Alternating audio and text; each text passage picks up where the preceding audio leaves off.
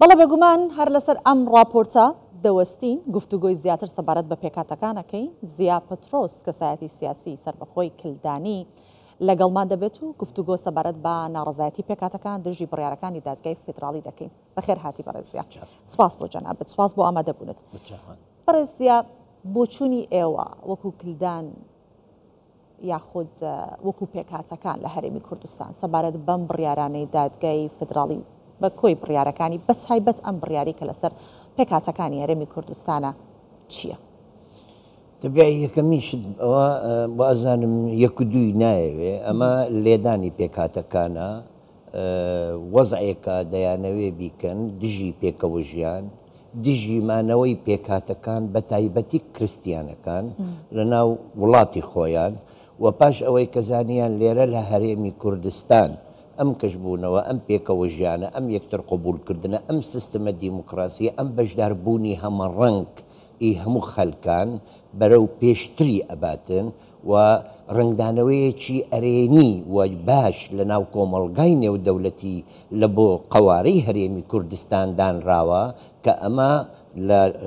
وڵاتانی ڕۆژهەڵاتی ناوەڕاست کە وەکو بڵین بە نمونە گۆرجیرایە کە هەمە ڕەنگی تێدایە لە ڕووی ئاینی و نەتەوەیی و ئەمانە پێکەوە ئەژن و بەشداری بوونیان لە دەسەڵاتەکان هەرسێ دەسەڵات و هەروەها پۆست و شتیشیان هەیە. دیارە ئەمە لای بەعزە خەلک و ئەوانەوە بە تایبەتی لای سیستمی حکومڕانی بەغدا ئەمانە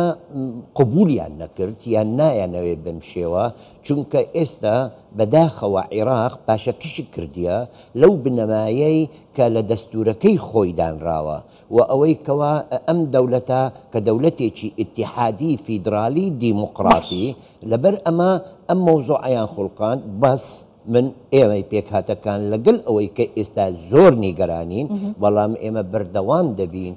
ئەم سیستەمە ئەپارێزین. کەواتە بەڕێزیا ئێوە دەڵێن کە دادگای فێدراڵی ناتوانێت ئەو مەبەستەی کە هەی بۆ لە پشتی ئەو بڕیارە بیپێکێت و ئەو پێکەوە ژیانە ناتوانێت تێک بدات، کاریگەری ناکاتە سەر پێکهاتەکان؟ بڵێ تەسیری هەیە وەکو لە هەرێمی کوردستان ئەو پێکەوە ژیانی کە لە هەرێمی کوردستان هەیە. بزانم باش دووشت یەکتر جیا بکەیتەوە. باری کۆمەڵایەتی لە ناو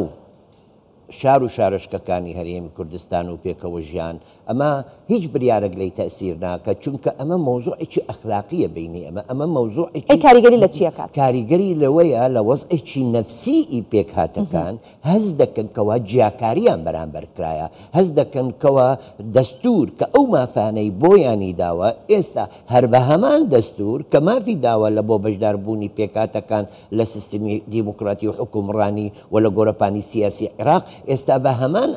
ئەم دەستورە دەیانەوێ ئەم مافەی لێ زەوتکەن وەگەرمەجان بدێ من بۆت باس ئەەکەم چۆن مەسەلەن لە مادەی چواردە لە مادەی چواردەی دەستور باسی یەکسانبوون دەکە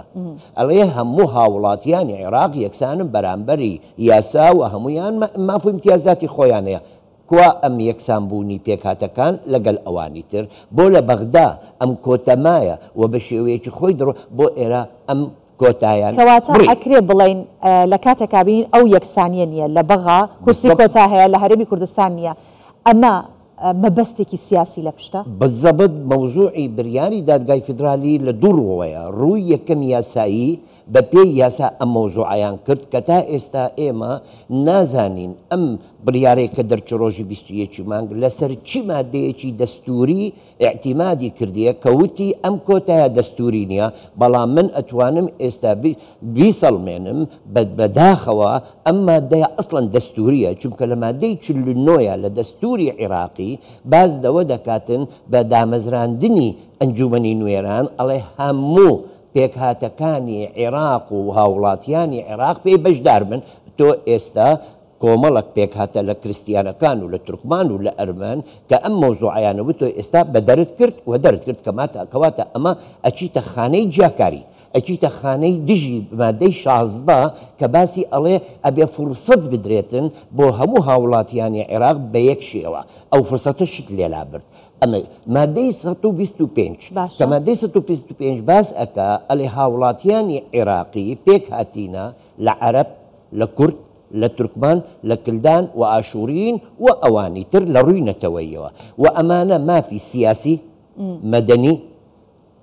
ئابووری و هەروەها ڕۆشنبیری بۆیان دەدرێت. کەواتە ئەم بڕیارە تەواوی ئەمانە ئەخاتە ژێر پرسیارەوە. ئەمانە هەمووی ئێستا هەرنک بە هەر دەستورەکە هەمووی بە کاملی خستە پرسیارەوە. یعنی تۆ بە دەستور کە مافت پێدرایەوە بە هەمان بڵێ بەس باز بکەی بڵێ بە هەمان دەستور ئەم مافە وەربگری بەڕاستی یعنی ئەمە کارەساتێکە. باشە بەڕێز زیا کەواتە ئەو حکوومەتەی کە عێراقی لەسەر پێکاتوە تەوافق و شەراکەتە هەموو ئەمانە بە بڕیارەکانی دادگای فیدراڵی ئەکەوێتە ژێر پرسیارەوە و چارەسەر بۆ ئەمە چیە؟ ئێوە وەکو پێکاتەکان وەکو پێکاتێکیدان ئەگەر پێکەوە کۆ ببنەوە بینیمان کاردانەوەکان لە ناوخۆ چۆن بوو؟ ئایا هیچ کاردانەوەیەکی نێودوڵەتی یاخود ئەتانەوێت لە ڕووی نێودوڵەتی چه هەوڵێک بدەن بۆ ئەوەی کە پێچوونەوەیەک هەرچەند تانەت لێدان لە دادگای فیدراڵی لە بڕیارەکانی نادرێت بەڵام چ ڕێگەیەکە گرتان بەر؟ ڕێگا ئەوەیە ئێمە نیگەرانی خۆمان پێشکەشمان کردووە لە بۆ قۆنسڵخانەکان لە بۆ نوێنەرانی وڵاتان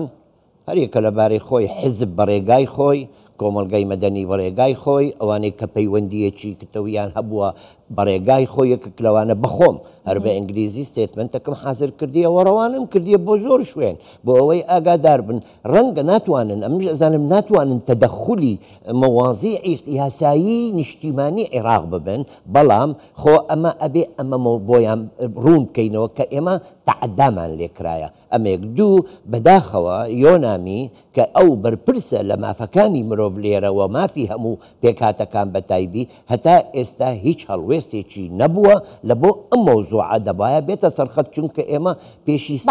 ئێوە چاوەڕوانیتان لەکوێ هەیە کە بێتە سەرخەت کوێ کەم تەرخەم بۆ ئەبێ کار بکات ئەم پرسیارەت بەدڵمە ئێمە یەکەمیشت ئەبێ حزب و لایەنە سیاسیەکان وەکو دوێنێک کە دانیشتبوون ئەمە هەنگاوێکە کەوا ئەمانە هەمویان بە یەک قرار بە یەک قرارێکی سیاسی وە کۆ ببنەوە بینی خۆیان ئەمە یەک ئینجا ئێمە لێرە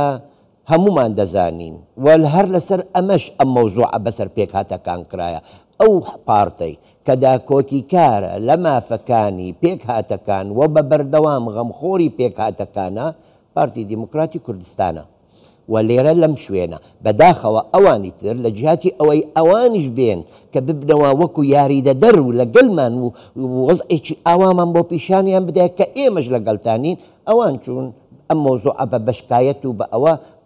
ئەو مۆزوعیان خوڵقات بۆیە ئیمڕۆ چارەسەرێک هەیە بۆ ئەوەی ئەمە بیسەڵمێنین کەوا ئەم پێک هاتانە ئەگەر یاسا و محکەمەی فیدرالی کە بە مەقاسێتێکی تایبەت بە کەیفی خۆیان چیان بێوێ دەری ئەکەن ڕێگایەکە ئەوەیە بیسەڵمێنین ئێمە پێک هاتە هەر لەگەڵمانە و لەو کورسیانەی کە دابەشکرایە لە پارێزگەکان بە تایبەتی لە پارێزگای هەولێر و دۆک ئەوانەی کە مەوجودن لێرە کە حیزبە گەورەکان حیزبە کوردستانیەکان بێن بڵێن فەرمونون کریستیان فەرمونون تورکمان خەلکانێکمان بینن با لە لیستی ئێمەوە چۆن کۆتایی ئافرەت هەیە لە ناو لیست ئاوا وەکو ئەوانیش بیسەڵمێن بیان بن ڕاستە لەسەر لیستی خۆیان ئەبن بەڵام ئەمانە داکۆکی کار دەبن لە پێکهاتەکەی خۆیان خات و منە قەهوەچی کە لێدوانێکی داوە سەبارەت بەوە دەڵێت ئێمە بەشدار دەبین بەڵام مەرج نییە وەکو کۆچاکان بەشدار بین لەگەڵ حزب و لایەن و پارتە سیاسەکان بەشدارە بین ئەمە تا چەند دەتوانێت ئەو هەیمەنەتە بگەڕێنێتەوە بۆ پێکاتەکە خۆی ئەم بریارە ئەو مافەی زەوتی نەکردیە کە ئەڵێتن ئێوە بۆتان نییە بەشدار بن ئەم ئەڵێ بە کۆتا بەشدار نابن بەڵام وەکو هەر قوارەیەک هەر لایەنێکی سیاسی مافی خۆمانە بەڵام لێرە مۆزوعەکە چییە؟ مۆزوعەکە ئەوەیە ئایا ئێمە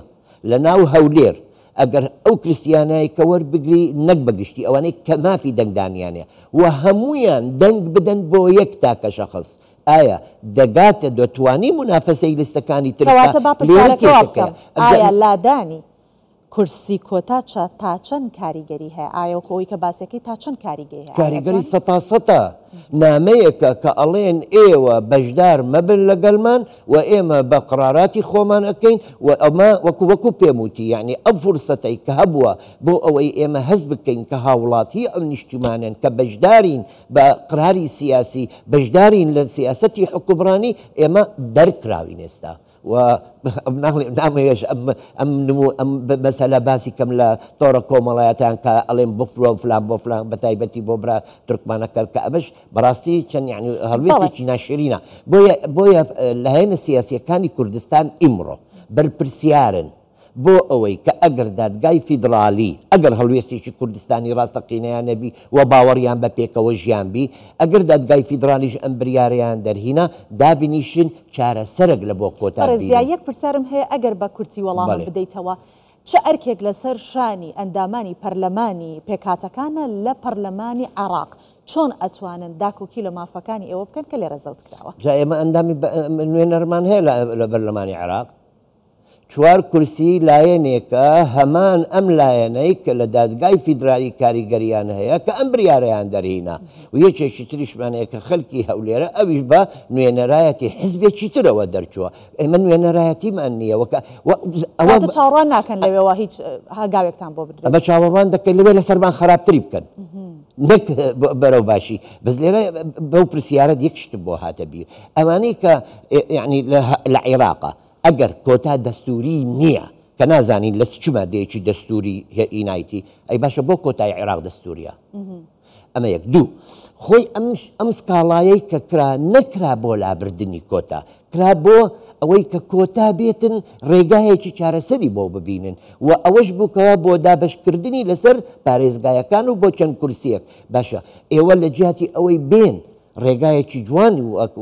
و شیکارێکی باشی بۆ بکەن ئێوە خراپترین بژاردەتان وەرگرت کە لادانی کۆتا پاشەکشێکی گەورەیە لە سیستمی دیموکراسی عێراق پاشەکشێکی گەورەیە لە حکومڕانیەکانی بەغدا کە ئیمڕۆ و ئەوە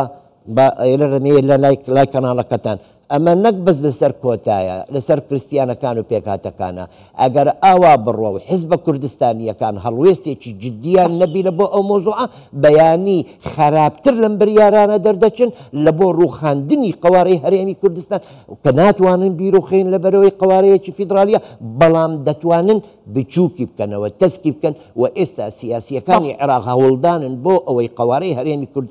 لە دەسەڵات و لە ماف و لە ئیمتیازات بچووک و تەسکی بکەن لە ترسە ئەگەر هەرێمێکی تر لە ئایندە دروست ببی وەکو لە ڕۆمادی و لە شوێنێکی تر بەم شێوە تەسکەوە ئەم دەسەڵاتەیان بۆ بدەن ئەمە مۆزوعێکی هەمووی پلانی بۆ کراوە. زۆر سپاس دەکەم من کاتم نەما لەگەڵ بەڕێزت سپاس دەکەین زیا پەترۆس کەسایەتی سیاسی سەر بەخۆی کلدانی کە لەگەڵمان بەشدار بوو و وەڵامدەری پرسیارەکانمان بوو دووبارە سپاس.